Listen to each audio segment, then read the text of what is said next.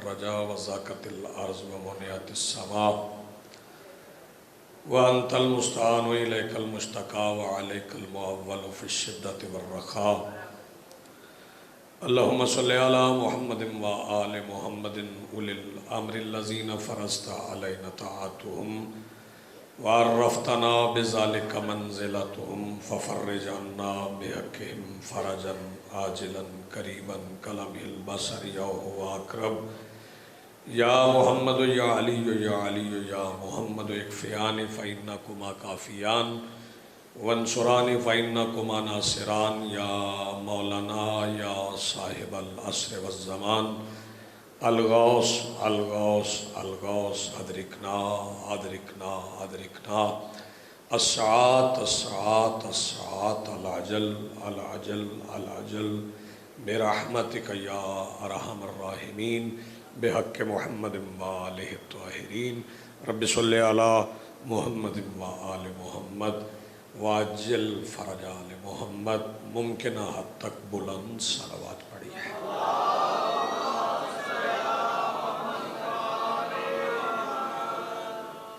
بسم اللہ الرحمن الرحیم الحمدللہ رب العالمین والصلاة والسلام علی رسولہ الکریم وآلہ الطیبین الطاہرین المعصومین المنتجبین المہدیین المظلومین المعصومین الذین اذہب اللہ عنہم الرجس وطہرہم تطہیرا۔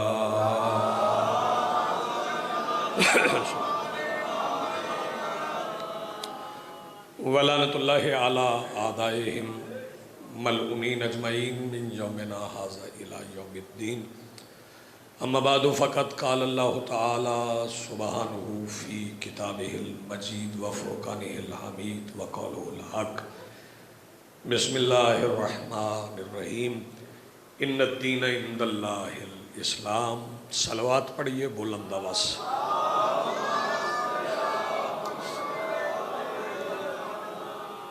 اس سے ممکن ہے اگر بلند پڑھنا تو اس سے بلند پڑھ لیں۔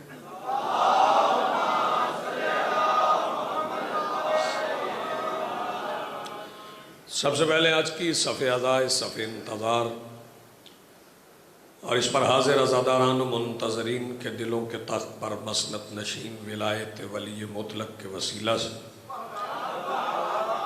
درخواست گزار ہوں اپنے اس وارث کے حضور جو پردہ غیب میں شاہ سوار وادی نور کی حیثیت سے موجود ہے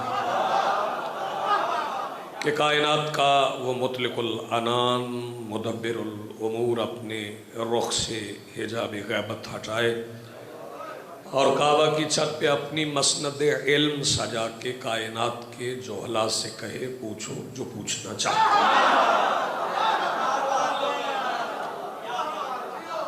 میری دعا ہے کہ اس ذکر کا رب سردار صاحب کے جتنے مرحومین ہیں، بالخصوص جس سیدزادے کی برسی ہے، مالک انہیں جوار رحمت کریم کربلا میں بلند مقام عطا فرمائے۔ حاضرین کی دعائیں مالک مستجاب فرمائے، حاضرین و غائبین مومنین و مومنات کی دعائیں مالک مستجاب فرمائے۔ اللہ کا دین پہلے دن سے اسلام ہے، اس میں تو تغیر نہیں ہے، اس میں تبدل نہیں ہے، اس کا نام نہیں بدلا بلکہ اس نے واضح طور پہ کہہ دیا سورہ روم کی آیت نمبر 30 میں فَاقِمْ وَجْهَكَ لِلدِّينِ حَنِيفًا فِطْرَتَ اللَّهِ الَّتِي فَطَرَ النَّاسَ عَلَيْهَا لَا تَبْدِيلَ لِخَلْقِ اللَّهِ ذَلِكَ الدِّينُ الْقَيِّمُ وَلَكِنَّ أَكْثَرَ النَّاسِ لَا يَعْلَمُونَ کہ اپنے چہروں کو دین حنیف کی طرف رکھو جو مستقل دین ہے اور اسی کی طرف چہرہ رکھو۔ فطرت اللہ التی فطر الناس علیہا، اور یہی وہ فطرت اسلام ہے جس پر اللہ نے انسانوں کو پیدا کیا۔ لا تبدیل لخلق اللہ، اور اللہ اپنی خلقت کے طریقے میں تبدیلی نہیں کرتا۔ ولیکن اکثر الناس لا یعلمون، لیکن انسانوں کی اکثریت جاہل ہے، وہ نہیں جانتی۔ اس کا مطلب ہے کہ اکثریت پر تو ناز کرنا ہی نہیں چاہیے۔ بہت اچھا آپ سنیں گے، مجھے پتہ ہے بہت اچھا آپ سنیں گے، چونکہ اکثریت جاہل ہے۔ اکثرهم الجاہلون، اکثریت جاہل ہے۔ اکثرهم الظالمون، اکثریت ظالم ہے۔ اکثرهم الفاسقون، اکثریت فاسق ہے۔ اور جیسے اب بھی یقین نہیں آیا، میں ایک فقرہ کہنے جا رہا ہوں۔ مالک فرما رہا ہے وَلَقَدْ ذَرَأْنَا لِجَهَنَّمَ كَثِيرًا مِّنَ الْجِنِّ وَالْإِنسِ، اکثریت جہنمی ہے۔ جب اکثریت جہنمی ہے تو پھر اس طعنے سے ڈرنا نہیں کہ تھوڑے سے تو بندے ہیں جو علی ولی اللہ پڑھتے ہیں۔ ہمیں اقلیت پہ ناز ہے۔ جی بسم اللہ۔ اقلیت پہ ناز ہے، تھوڑا ہونے پہ ناز ہے۔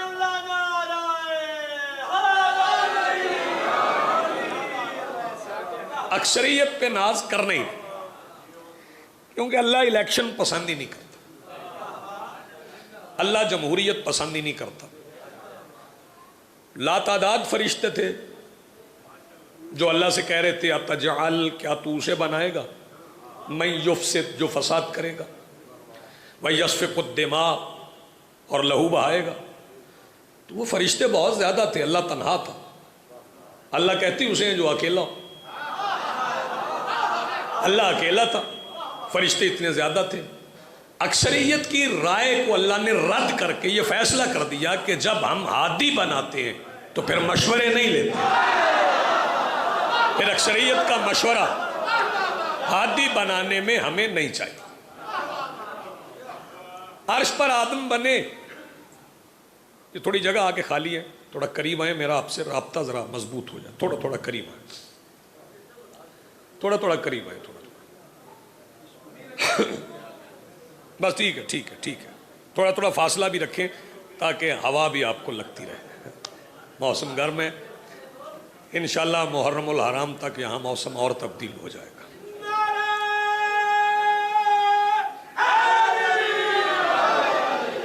جی آپ سلامت رہیں۔ آدم کی مٹی زمین سے اٹھائی گئی، کہاں سے؟ اس کی ضرورت نہیں رہنے، ادھر لگانا تو لگا دیں، مجھے تو ضرورت نہیں۔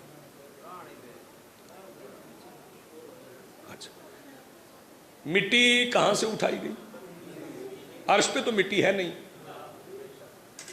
زمین سے مٹی اٹھائی، اس میں پانی ملایا، جسے خبر نہیں وہ نہج البلاغہ کا پہلا خطبہ پڑھا۔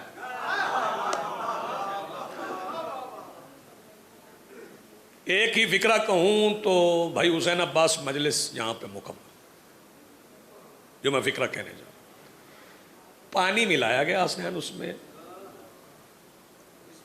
کس میں؟ کہاں سے لی گئی تھی؟ زمین سے۔ علی کی مٹی بطول کا پانی تمہارا باپ بن گیا۔ آپ جی سلامت رہیں، علی کی مٹی،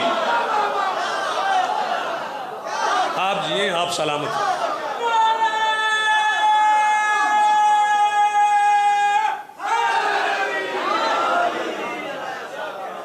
بہت شکریہ۔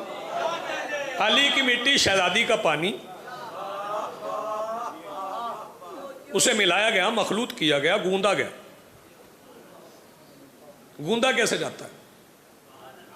اب میں آپ سے اس لیے نہیں پوچھ رہا کہ آپ گوندتے ہیں، یہ نہ سمجھیے گا کہ میں آپ سے اس لیے پوچھ رہا ہوں کہ آپ کو گوندنا پڑتا ہے۔ گوندا ایسے نہیں جاتا، ایسے جاتا ہے، الٹے ہاتھوں سے گوندا جاتا، اور گوندا ہاتھوں سے جاتا۔ نہج البلاغہ کا پہلا خطبہ پڑھ لیں کہ ہاتھوں سے اس مٹی کو گوندا گیا، جس کے الٹے ہاتھوں سے مس ہونے والی مٹی آدم بن جائے۔ سیدھے ہاتھوں سے نہیں، جس کے الٹے ہاتھوں سے مس ہونے والی مٹی آدم بن جائے۔ جناب آدم میں روح پھونکی گئی۔ کیا کیا گیا؟ روح پھونکی گئی۔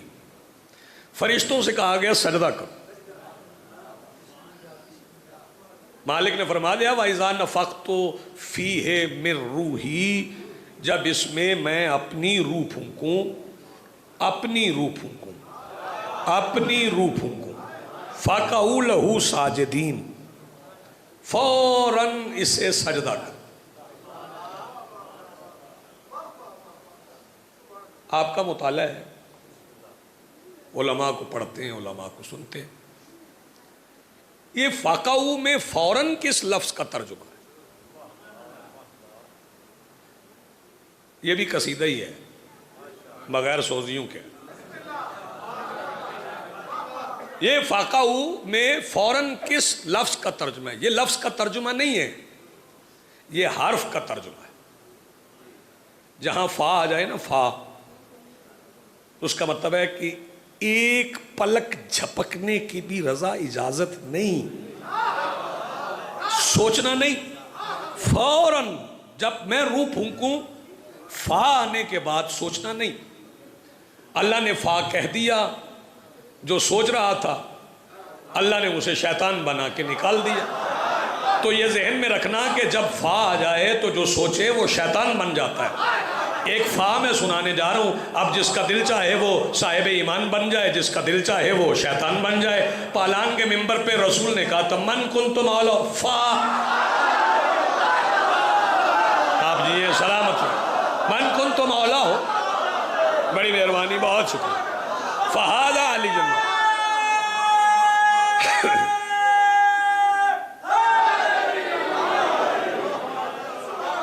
جی آپ سلامت، جس جس کا میں مولا ہوں۔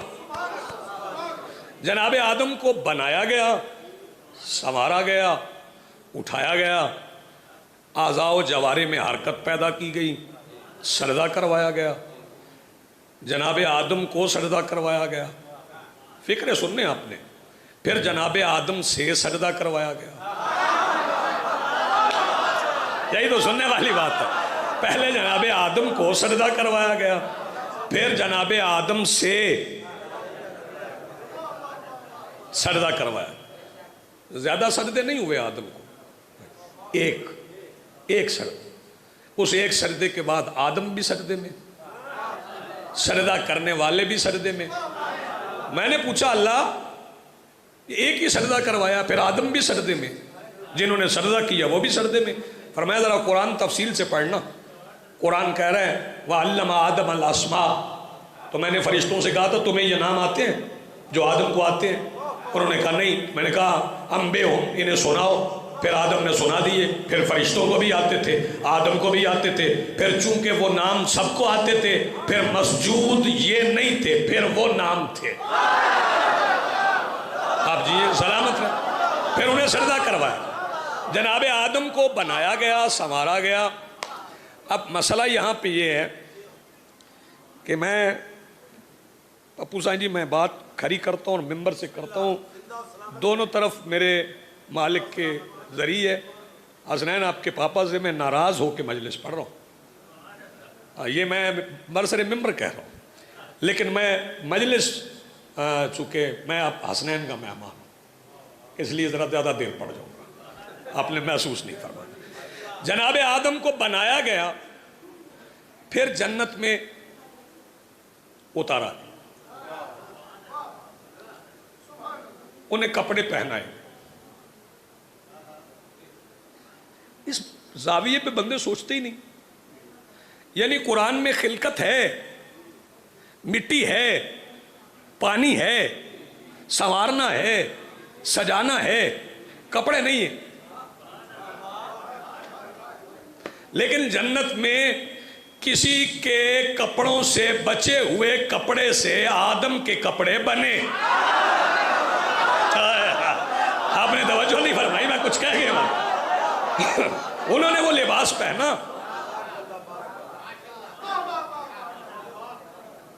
بی بی حوا بھی ساتھ تھی جنت میں، بی بی حوا بھی ساتھ تھی۔ سادہ سی بات کر رہا ہوں، سب کو سمجھ آ جائے۔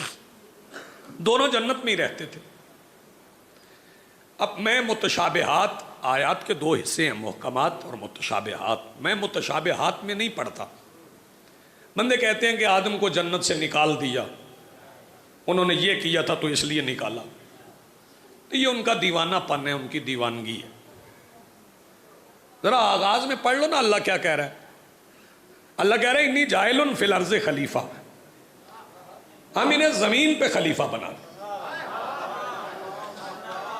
اس کا مطلب پہلے دن سے طے تھا کہ آدم کی خلافت زمین پہ ہے، کیونکہ جنت میں آدم حاکم نہیں رعایا ہے،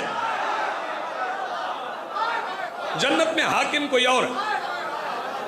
بی بی حوا بھی تھیں، پھر ان دونوں سے کہا گیا کہ آپ جائیں، پھر وہ جنت سے زمین پر آ گئے۔ کیسے آئے؟ توجہ، جنت سے کیسے نکلے؟ کوئی سیڑھیاں لگی ہیں؟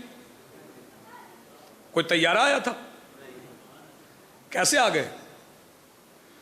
بس آ گئے زمین پر، جنت میں تھے زمین پہ آ گئے۔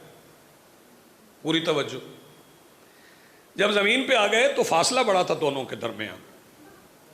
آدم سری لنکا میں اترے، لنکا کی پہاڑیوں پر۔ بی بی حوا بحیرہ عرب کے کنارے، آج کل جس شہر کو جدہ کہتے وہاں اتری۔ اسے جدہ کہتے بھی اس لیے کہ وہاں آدمیت کی جدہ اتری تھی، اس لیے اس کا نام جدہ ہے۔ اب جناب آدم نے کہا اللہ پہلے جنت میں تھے، اب زمین پہ آ گئے، وہ کہیں اور میں کہیں اور، مجھے تو معلوم بھی نہیں وہ کہاں ہے۔ فرمایا کوئی بات نہیں، اگر جنت سے چلے گئے ہو تو پھر جنت آ جاؤ گے۔ مالک پھر جنت آنے کے لیے کیا کروں؟ فرمایا میں کچھ نام بتا دیتا ہوں، انہیں یاد کر لو۔ مالک کون سے نام ہے؟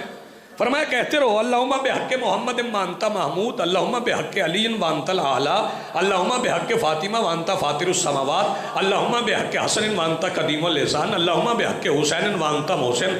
بس یہ محمد، علی، فاطمہ، حسن، حسین کہتے رہو۔ میں نے کہا یا اللہ جب آدم کو جنت سے نکالا تھا تو پھر واپس کو بلا رہے ہو؟ اگر بلانا ہی تھا تو پھر نکالا کیوں؟ فرمایا جب جنت سے جب زمین پہ اترا ہوا آدم لنکا کی پہاڑیوں سے چلتا ہوا جدہ کی طرف جائے تو اس کے ہلتے ہوئے ہونٹ تاریخ کی روزنوں سے گزر کے دیکھ لینا کہ آدم کہتے کیا ہے۔ میں نے سنا، میں نے کہا کبھی محمد کہتا ہے، کبھی علی کہتا ہے، کبھی فاطمہ کہتا ہے، کبھی حسن کہتے ہیں، کبھی حسین کہتے ہیں۔ فرمایا اسی لیے زمین پہ اتارا تھا کہ آدم کی اولاد یہ نام یاد کر لے۔ میں نے کہا مالک ان ناموں میں تاثیر کیا ہے؟ فرمایا یہی تو وہ نام ہے جو جنت سے نکلے ہوئے کو پھر جنت لے آتے،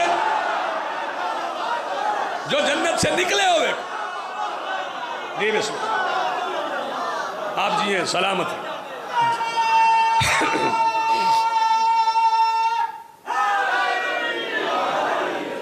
چلیں یہاں میں آپ کا زیادہ وقت نہیں لیتا۔ جناب آدم زمین پر رہے، دو بیٹے پہلے پہل دو بیٹے، ایک کا نام حابیل، دوسرے کا نام تو ان کے یاد کر لو، لنگر تو وہی ہے جو ہو جانا ہے۔ ایک کا نام حابیل، دوسرے کا نام قابیل۔ حابیل کو قابیل نے قتل کر دیا حسد میں، حجت ملنے کے حسد میں، منصب ملنے کے حسد میں۔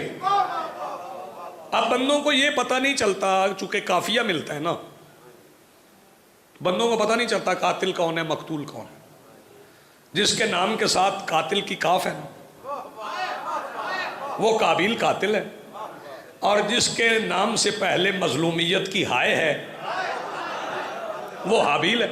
یہ نشانی رکھ لو، قابیل نے قتل کر دیا، پھر پتہ نہیں تھا کرنا کیا ہے، چھپانا کیسے ہے۔ پھر اللہ نے دو کوے بھیجے، دو پرندے تھے، پرندے نے دوسرے کو مارا، پھر پنجوں سے ایک گڑھا کھودا، اس میں اسے دفنایا، اس پہ مٹی ڈالی۔ قابیل کو پتہ چل گیا یہ کرنا، یعنی قاتل نے مقتول کو دفن کیا۔ زمین پہ پہلی قبر بن گئی، زمین پر توجہ پہلی قبر بن گئی، اور اللہ نے اپنے نبی سے کہا جاؤ اس قبر پہ۔ اس کا مطلب ہے اگر قبروں پہ جانا شرک ہوتا تو اللہ پہلے دن جناب آدم کو، تمہارے باپ کو قبر پہ نہ بھیجتا؟ جناب آدم آئے، آ کے حابیل کی قبر پہ 3 مہینے بیٹھے اور روتے رہے، مظلومیت کا ماتم کرتے رہے، روتے رہے، مسلسل روئے. پھر رو کے اٹھے تو اٹھ کے قابیل کو ڈھونڈنے لگے. جب قابیل مل گیا تو پھر 3 مہینے اس کے پیچھے پیچھے چلے اور اس پہ کہتے رہے تجھ پہ اللہ لعنت کرے، تجھ پہ اللہ لعنت کرے، تجھ پہ اللہ لعنت کرے، تجھ پہ اللہ لعنت کرے، تجھ پہ اللہ لعنت کرے. میں نے پوچھا جناب آدم آپ 3 مہینے مقتول بیٹے کی قبر پہ روئے ہیں، آپ کے دل کی بھڑاس نہیں نکلی؟ انہوں نے کہا مجھے اللہ نے بتایا ہے اس وقت تک مظلوم پہ رونے کا فائدہ نہیں جب تک ظالم پہ لعنت نہ کی جائے. واہ بھائی واہ، کیا بات ہے آپ کی، آپ جیئے. تب تک مظلوم پہ رونے کا فائدہ ہی نہیں جب تک ظالم پہ، قاتل پہ لعنت نہ کی جائے. پھر زمانہ گزرا تو جناب نوح آ گئے. کون آیا؟ جناب نوح علیہ السلام آ گئے. نام نوح نہیں تھا، کام نوح تھا.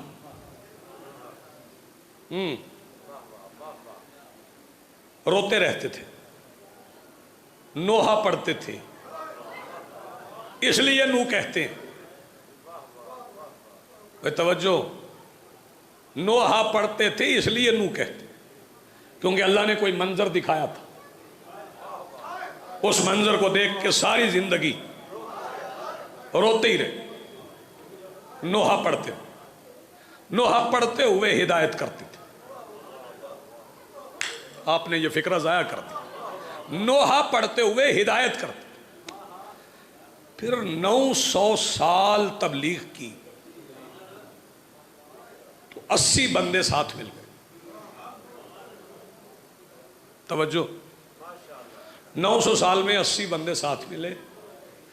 پھر جناب نوح کے گلے ہونے لگے، غیبتیں ہونے لگیں، اور کرنے والی بھی بیوی تھی. توجہ فرمائیے،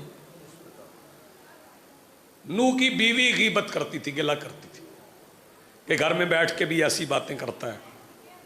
وہ ایک دن تنور پہ بیٹھی تھی اور وہاں پہ تنور پہ بیٹھی ہوئی، تنور ریڈیو ہے، وہاں پہ بیٹھی ہوئی باتیں کر رہی تھی. جناب نوح کے متعلق غلط باتیں کر رہی تھی کہ تنور سے پانی نکلا، پہلا پانی تنور سے نکلا، پھر آسمان سے برسا. جناب نوح نے ایک کشتی بنائی ہوئی تھی اور اعلان کر دیا کہ جو اس کشتی پہ بیٹھے گا وہ اس پانی سے بچ جائے. 2 فکرے مجھے اور کہنے. بندے آنے لگے کیونکہ اعلان یہ تھا کہ جو جاگنا اور فکرہ سنو، جلدی نہیں کر رہا، میں تحمل سے بات کر رہا ہوں. جو اس کشتی پہ بیٹھے گا، جو بھی اس کشتی پہ بیٹھے گا، یہ نہیں کہا توحید پرست، نمازی، حاجی، زکوٰۃ دینے والا. بھائی توجہ، فرمایا جو بھی اس کشتی پہ بیٹھ جائے وہ پار اتر جائے گا، وہ بچ جائے گا. جو کشتی پہ بیٹھ جائے، نہ رنگ کی، نہ نسل کی، نہ مسلک کی، کوئی تمیز نہیں، جو کشتی پہ بیٹھ جائے. یہی تو وجہ ہے کہ ہم مجلس کے اشتہار پہ لکھتے نہیں کہ یہ شیعوں کی مجلس ہے. یار آپ کیسے سن رہے ہیں؟ کیونکہ یہ بھی نجات کی کشتی ہے. انہوں نے بھی نجات کی کشتی بنائی جناب نوح نے. تو اس پہ جو بندے بیٹھے تھے، توجہ، فکرہ بہت بڑا کہنے جا رہا ہوں. جناب نوح نے جو کشتی بنائی اس میں جو بندے بیٹھے، ان بندوں میں ایک بھی رضی اللہ نہیں ہے. جناب نوح کی کشتی پہ جو لوگ بیٹھے ان میں ایک بھی رضی اللہ نہیں. حسین نے جو کشتی بنائی اس پہ جتنے بیٹھے وہ علیہ السلام. تھوڑے ہاتھ اٹھے. حسین کی کشتی پہ جتنے بیٹھے وہ سارے علیہ السلام. اور آخری فکرہ میں فضیلت کا کہہ رہا ہوں، توجہ سے سنیے گا. کچھ جانور بھی بٹھا لیے کہ ان کی نسلیں ختم نہ ہو جائیں. جناب نوح نے کچھ جانور بھی بٹھا لیے کہ ان کی نسلیں بچ جائیں، لیکن جو جانور نوح کی کشتی پہ تھے نا بابا جی، ان میں کوئی بھی مقدس نہیں تھا، کسی کی تعظیم نہیں۔ توجہ توجہ توجہ۔ لیکن حسین کی کشتی پہ جو جانور بٹھایا گیا اس کی شبیہ جس گلی سے گزر جائے لوگوں کا ڈی این اے ٹیسٹ ہو جاتا ہے۔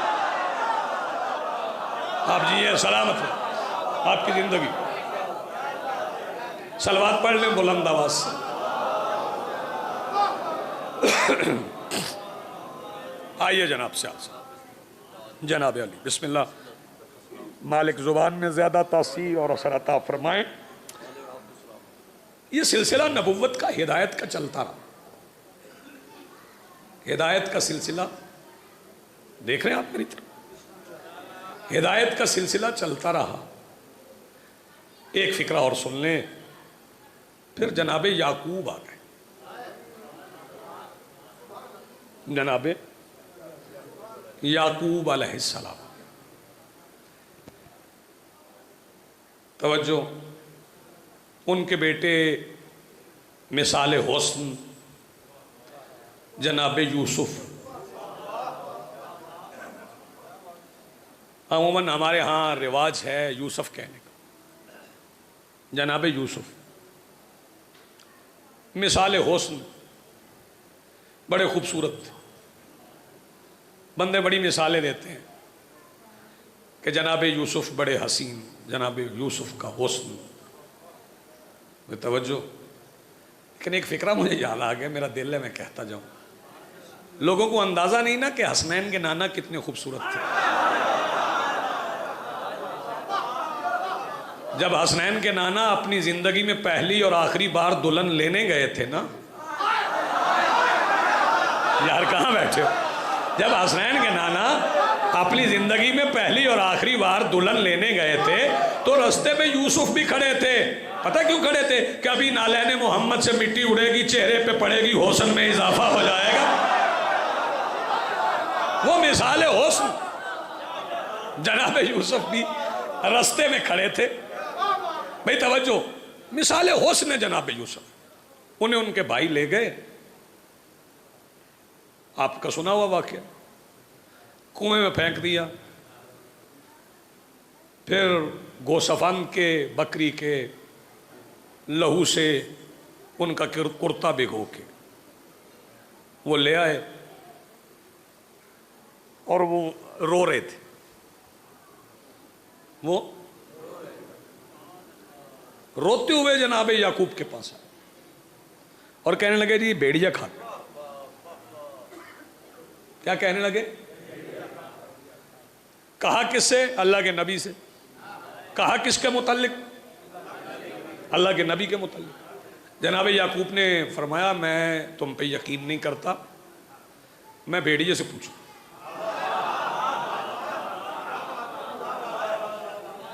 جناب یعقوب نے بھیڑیے کو بلا لیا۔ اب جناب یعقوب نے بھیڑیے سے پوچھا، توجہ، تم نے کھایا ہے؟ نے کہا سرکار آپ تو جانتے ہیں کہ معصوم کا خون گوشت ہم درندوں پہ حرام۔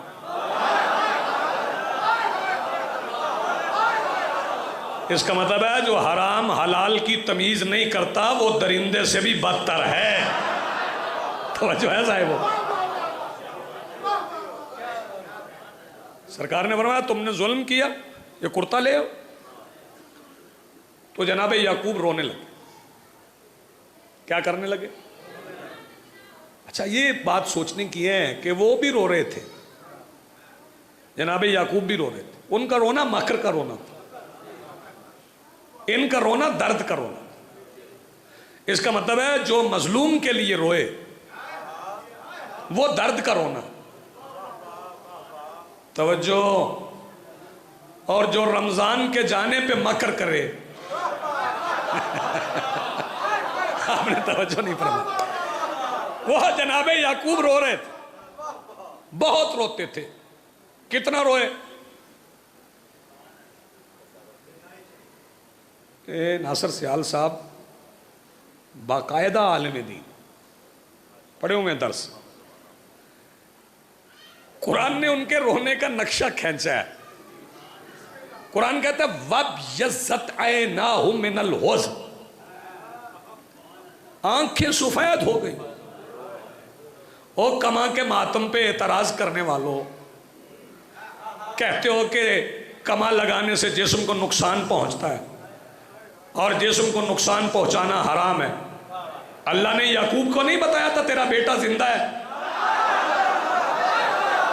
اور جناب یعقوب نے رو رو کے آنکھیں دے دی. پھر جناب یعقوب گھر سے اٹھے، باہر آ گئے، چوراہے میں بیٹھے.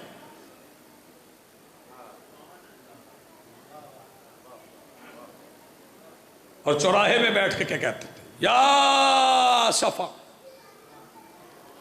علی یوسف، ہائے میرا یوسف. وہ جو ہائے کہتے تھے نا بھائی توجہ، تو جو بندے راہ گزار رہے ہوتے تھے نا، راہ گزار، وہ آ جاتے. کیا ہوا سرکار، کیا ہوا؟ وہ کہتے یوسف کے اس کو بھائی لے گئے تھے، کہیں چھوڑ آئے، خون سے کرتا بھگو کے لے آئے، میں بیٹے کی جدائی میں رو رہا ہوں، پتہ نہیں کہاں کیا یوسف کو. تو وہ جو بندے بات سنتے نا، ساری کہانی جناب یعقوب سناتے. وہ بندے کہانی سن کے جناب یعقوب کے بیٹوں کے پاس اور ان سے کہتے تم نے اچھا نہیں کیا، ظلم کیا ہے. تو پھر جناب یعقوب کے بیٹے کیا کرتے؟ وہاں آ جاتے جہاں جناب یعقوب بیٹھتے اور ان سے کہتے کتنا روئیں گے آپ، رو رو کے آپ کی آنکھیں چلی گئیں. چلیں اگر آپ نے رونا نہیں چھوڑنا، اتنا ہی ضروری ہے، تو پھر یہاں سے اٹھ جائیں چوک سے، پھر گھر چلے جائیں، اندر بیٹھ کے روئیں، چار دیواری میں روئیں.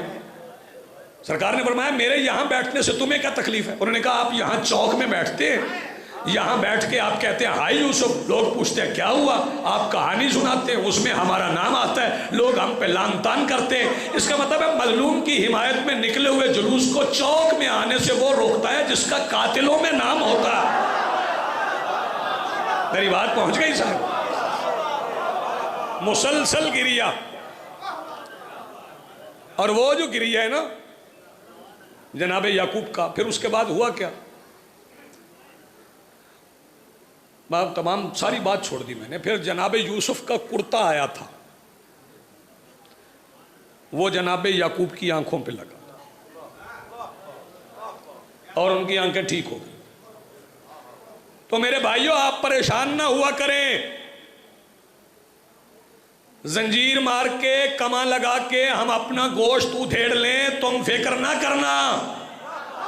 جب غسل دینے کے بعد خاک شفا رکھیں گے تو قبر میں زخم ٹھیک ہو جائیں گے. تمہیں ضرورت نہیں ہے، پریشان ہونے کی ضرورت نہیں ہے. لیکن ہم رو رہے ہیں ان زخموں کو.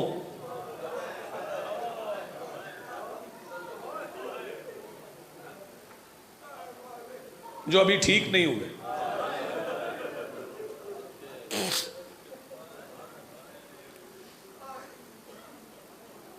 کمال سنا آپ نے، بہت اچھا سنا.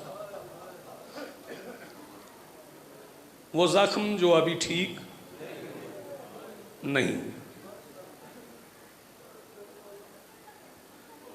مجھ سے پہلے جو ذاکر نے پڑھا، ان سے پہلے جس ذاکر نے پڑھا، ان سے پہلے جس ذاکر نے پڑھا، میرے بعد جو ذاکر پڑھیں گے، سارے تذکرہ تو کریں گے نا. ایک بی بی آتی ہے مجلس میں جس کا پہلو پہ ہاتھ ہے، زخم ٹھیک ہو جائے تو پھر ہاتھ پہلو پہ تو نہ ہو. شہزادی کونین آپ کو سلامت رکھیں. آج یوم شہادت ہے.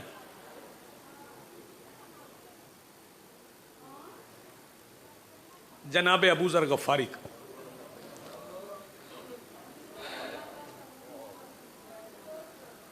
بڑا مظلوم شہید ہے یہ.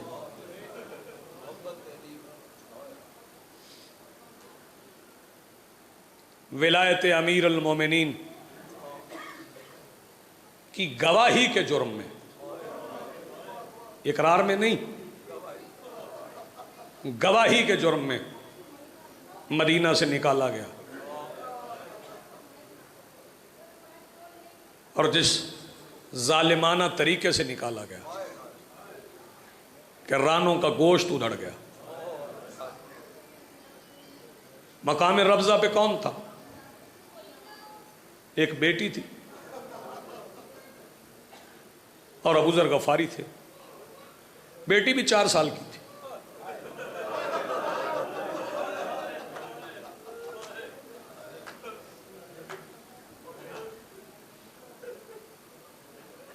میرے مولا علی پہنچے تھے اجازت امامت سے۔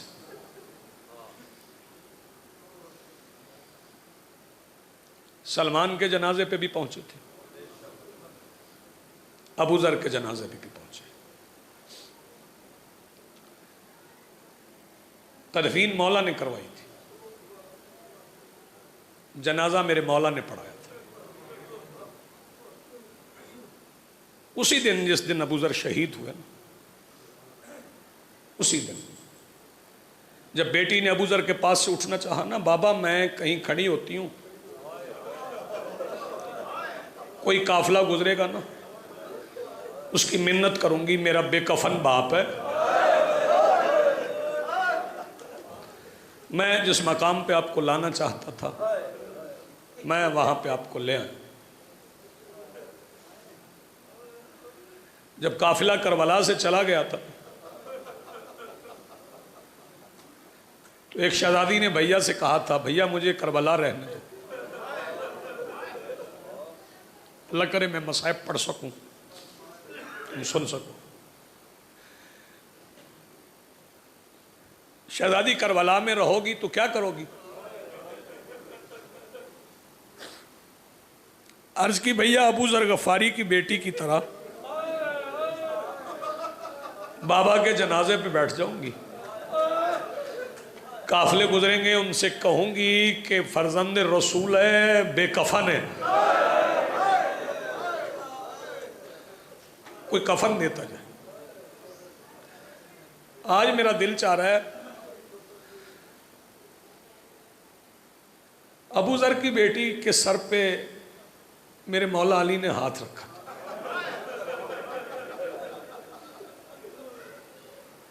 دلاسا مل گیا۔ ظلم بڑا ہوا ابو ذر کے ساتھ، لیکن میرے مولا علی کی ایک پوتی ہے،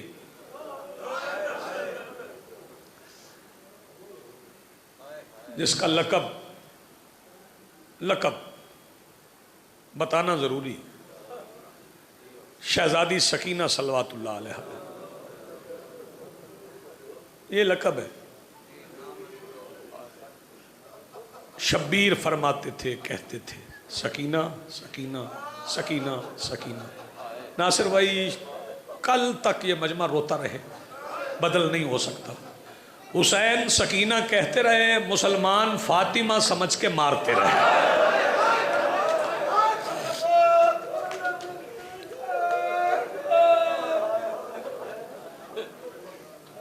میں بسم اللہ کروں، آپ آباد رہیں، آپ کی زندگی ہو، آپ سلامت ہیں۔ میں نے فضائل چھوڑا ہے مصائب پڑھنے کے لیے، کیونکہ آج ہے ہی مصائب کا دن، آپ رونے کے لیے آئے ہیں۔ بتاؤں یہ شہزادی زخمی کتنی تھی؟ اس کا سر زخمی تھا، شہزادی کے کان زخمی تھے، شہزادی کی کلائیاں زخمی تھی۔ میں اگلا فقرہ کہوں گا، درد والے ساری زندگی اس درد کو محسوس کریں گے۔ اس شہزادی کے پیروں کے تلووں سے جلد اڑ گئی تھی۔ کیا کہا ہے میں نے؟ اس شہزادی کے پیروں کے تلووں سے تیری جوانی سلامت رہی، جلد اڑ گئی تھی۔ ایک فقرہ بھائی جان اور کہنا چاہتا ہوں، اس معصومہ کے ہونٹ بھی زخمی تھے۔ سوال نہیں کرو کہ کیوں تھے؟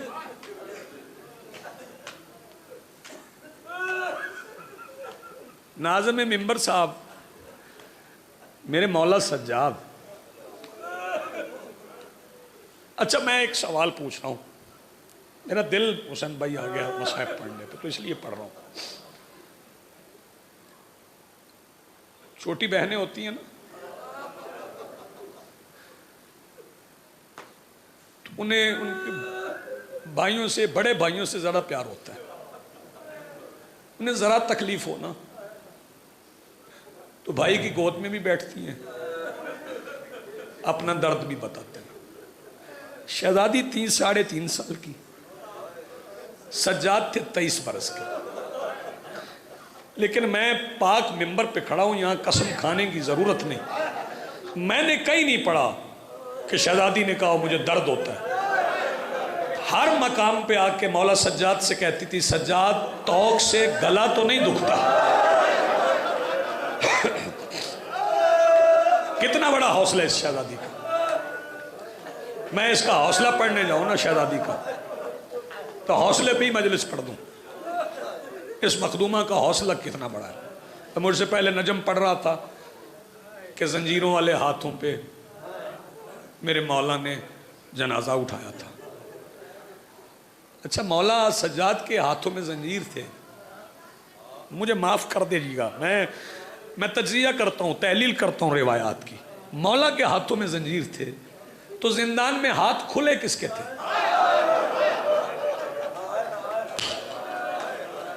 مولا کے ہاتھوں میں جو زنجیر تھے تو زندان میں ہاتھ کھلے کس کے تھے؟ کسی کے ہاتھ کھلے نہیں تھے.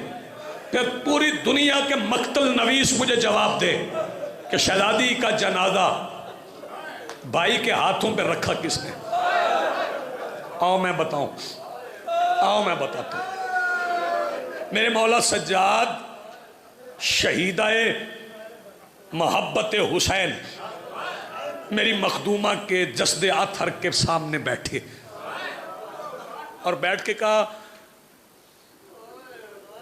یا اختی، اے پیاری بہن، میں امام ہوں،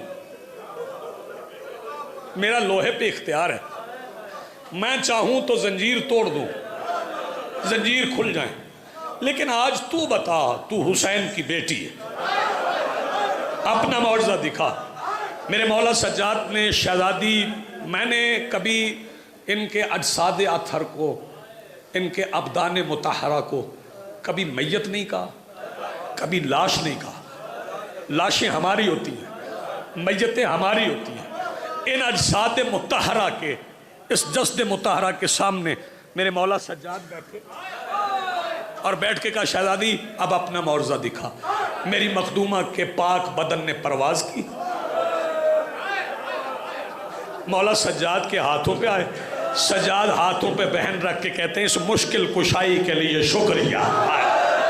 یار جس بندے کا ہاتھ ابھی سینے پہ نہیں آیا، اس مشکل کشائی کے لیے، آخری فکرہ میں کہہ رہا ہوں، ممبر چھوڑ رہا ہوں، اگر سمجھ آ گیا تو ہر بندے کا ہاتھ سینے پہ آ جائے گا. جب مولا سجاد نے اٹھا لیا نا، مولا نے اٹھا لیا، فرمایا باقر بیٹا ذرا چڑھو زندان کی چھت پہ، اعلان کر دو، اعلان کر دو، اعلان کر دو کہ جس نے جنازہ پڑھنا ہے وہ آ جائے. اطلاع دے دو. پتہ نہیں باپ نے امام بیٹے کو کیا سمجھایا. مولا باقر زندان کی چھت پہ چڑھے اور جو مولا نے اعلان کیا اسی پہ سلام کر رہا ہوں. باقر آواز دے کے کہتے ہیں شام والو ایک ضروری اعلان سنو، وہ جس کے رونے سے تمہیں بڑی بطول کی طرح تکلیف ہوتی تھی وہ شہزادی آج دنیا سے چلی گئی. اب کوئی ماتمی سوال کرے ایسے اعلان کے بعد کوئی جنازہ پڑھنے آیا نہیں. ایک باپ تھا، ایک بیٹا تھا. وَسَيَعْلَمُ الَّذِينَ ظَلَمُوا أَيَّ مُنْقَلِبٍ يَنْقَلِبُونَ وَلَعنَةُ اللَّهِ